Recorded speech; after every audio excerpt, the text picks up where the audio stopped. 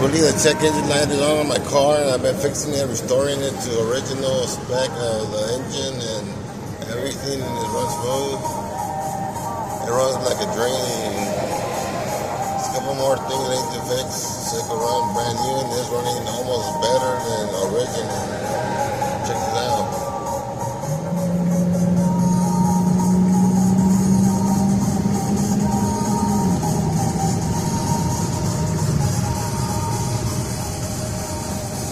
The maintenance of this engine, what an auto mechanic does to his car, or a wannabe auto mechanic does to his car.